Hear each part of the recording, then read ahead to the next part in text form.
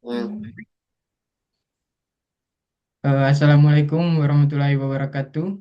Salam sejahtera, salam kedamaian, Om Swastiastu, Namo Buddhaya, dan salam kebajikan. Pada kesempatan ini, kami dari kelompok 4 akan memaparkan hasil laporan field studi kami yang berjudul Bela Negara dan Cinta Tanah Air, menumbuhkan sikap bela negara sebagai wujud cinta tanah air di kalangan generasi muda. Sebelum kita melangkah lebih jauh, izinkan saya memperkenalkan anggota kelompok kami. Saya sendiri, Benediktus Julio Purnama, dengan NBI 1482400027. Dan rekan saya, Saya Fibranus Furno Lambut dengan NIM 1482400043. Saya Angelo Bulupi Ahmad dengan NBI 1462500099. Saya Taranta Sensis Alvaldo Sulu dengan NIM 1462500059. Saya Porfirius Kaisar Tope dengan NIM 1432500076. Saya Yohana Graciana Daro dengan NIM 1482400041. dalam presentasi ini kami akan membagikan temuan-temuan menarik dari lapangan mengenai bagaimana nilai keagamaan dan semangat kebangsaan dapat berjalan beriringan untuk membentuk karakter generasi muda yang tangguh dan cinta tanah air. Mari kita mulai dari bab 1, yaitu pendahuluan. Bab 1 pendahuluan. Yang pertama, latar belakang dan research. Yang pertama, teori dan harapan. Generasi muda memiliki kesadaran bela negara, kokoh dan berkarakter kuat melakukan pendidikan kebangsaan. Rasa bangga tinggi terhadap identitas budaya lokal serta warisan luhur Pancasila. Teknologi dimanfaatkan bijak untuk meluaskan wawasan kebangsaan dan relasi sosial positif. Yang kedua, realita lapangan. Menurunnya kepedulian sebagian pemuda terhadap nilai moral, adat, dan persatuan bangsa. Yang kedua, kecenderungan meniru budaya budaya asing berlebihan daripada melestarikan identitas lokal. Yang ketiga, penyalahgunaan teknologi yang mengurangi kepekaan sosial dan rasa nasionalisme.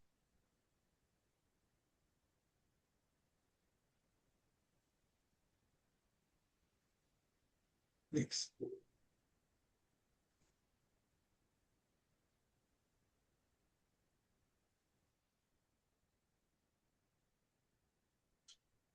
Kas. Next lah. Berikutnya rumusan masalah dan tujuan. Pertama, rumusan masalah. Menganalisakan arti bela negara bagi pemuda. Penyebab penurunan nasionalisme, korelasi dengan cinta tanah air, serta solusi praktis. Tujuan dari riset ini adalah untuk mengidentifikasi pemahaman pemuda tentang arjen bela negara, mendeteksi faktor pengaruh eksternal, dan merancang aksi nyata. Manfaat utamanya yaitu untuk memberi kontribusi pemikiran bela negara dan perspektif Katolik dan menjadi rekomendasi pembentukan karakter di lingkungan pendidikan.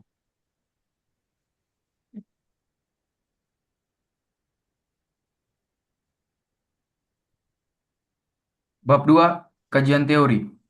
Tinjauan teologi dan ajaran gereja. Bela negara sebagai tanggung jawab iman. Iman Katolik memandang bela negara dan cinta tanah air sebagai kewajiban moral yang luhur. Matius 22:39, mandat mengasihi sesama diwujudkan konkret lewat menjaga kedamaian sosial. Yeremia 29:7, tanggung jawab moral memajukan kesejahteraan daerah tempat kita tinggal. Cinta dan pengabdian kepada tanah air termasuk kewajiban syukur dan tata kasih kepada Allah. Katekismus Gereja Katolik Art 2239.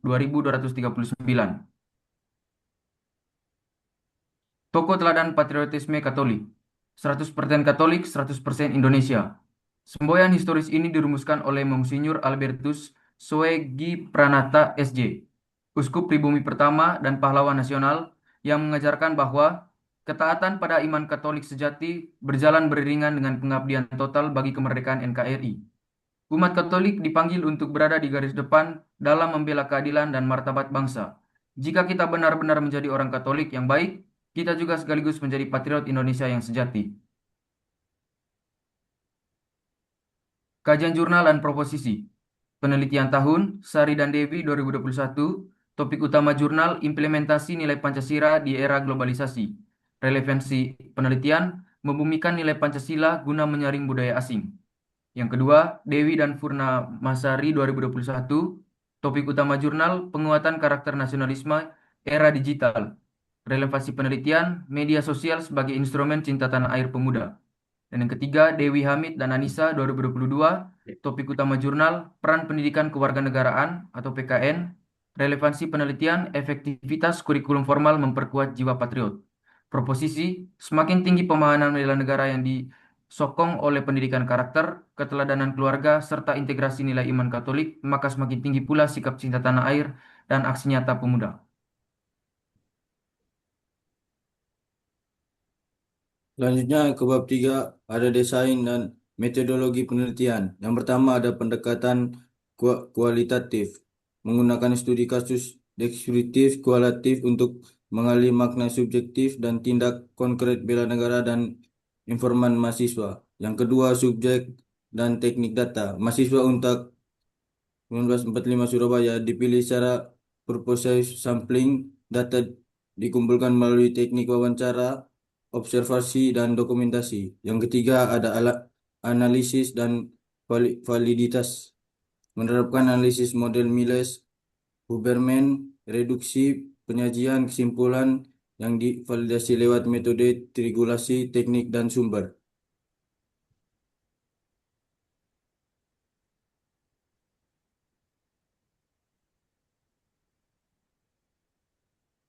Yang berikut bab 4 hasil dan pembahasan.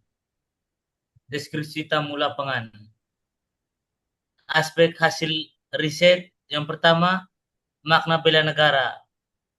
Hasil temuan studi lapangan, bela negara dimaknai luas ketaatan pada hukum, toleransi keberagamaan, menjaga perdamaian sosial, dan bukan sekedar berperang fisik.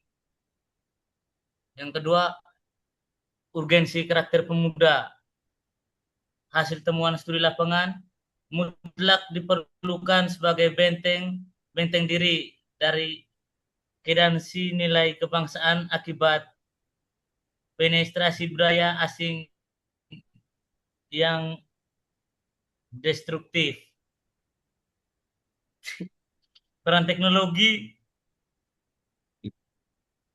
Hasil temuan studi lapangan, dua sisi mata pisau sebagai media kampanye positif cinta tanah air, namun berpotensi menumpulkan empati bila digunakan secara apatis. Aspek hasil riset, upaya peningkatan.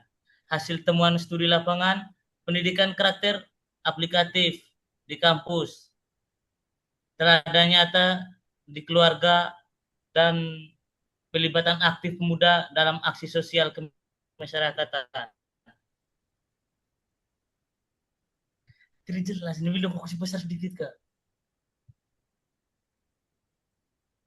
Yang tadi. Lanjut. Ini dokumentasinya hasil ini wawancara dengan narasumber pertama Rainer Xavier dan yang kedua Rinaldi Batusta.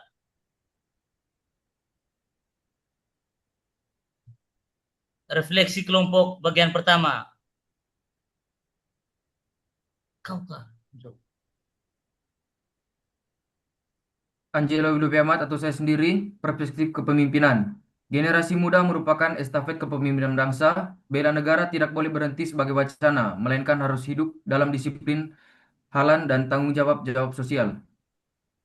Yang kedua, saya Tarnasis Alvarado Sulu, penguatan aksi nyata. Konsep bela negara di kalangan mahasiswa sudah dipahami baik, namun implementasinya memerlukan wadah kolaboratif yang konkret di bawah naungan institusi pendidikan.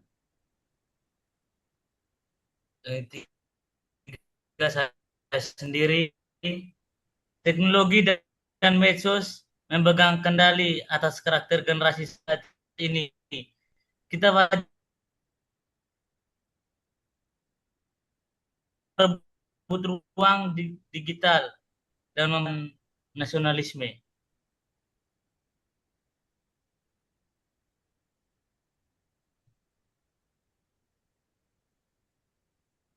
Refleksi kelompok bagian 2. Refleksi kelompok bagian 2. Yohana Graciana Daro, peran lembaga sekolah. Sekolah dan kampus adalah ekosistem utama untuk merawat nasionalisme mahasiswa melalui pembelajaran Pancasila dan kewarganegaraan yang aplikatif serta interaktif. Yang berikut, Benediktus Julio Purnama, Fondasi Keluarga. Keluarga adalah lembaga pendidikan utama, karakter cinta tanah air, moral kejujuran, dan rasa kepedulian tumbuh pertama kali keteladanan orang tua di rumah.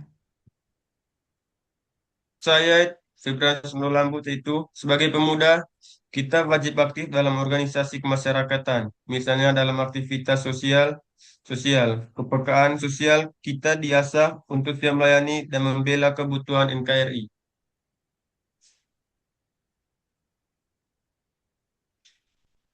Bab 5 itu kesimpulan dan saran. Kesimpulan, bela negara menilai bukan konfi, konfira, ke- konfiron, Konfrontasi. Konfrontasi.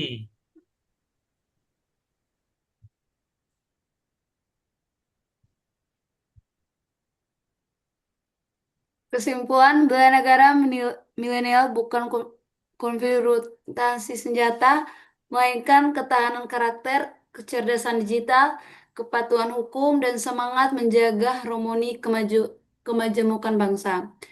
Saran pemuda dan keluarga, pemuda harus proaktif dalam aksi kemanusiaan. Orang tua wajib mengawasi penggunaan teknologi dan menanamkan nilai moral di rumah.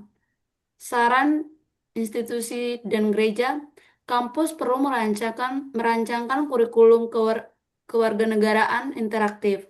Gereja menyelenggarakan pembinaan iman kontekstual berbasis nasionalisasi. Oke, sekian dari kami dari kelompok 4 mengucapkan terima kasih yang sebesar-besarnya atas perhatian yang telah kami mohon maaf jika ada kekurangan selama penyampaian materi. Akhir kata kami ucapkan terima kasih. Wih, Oke.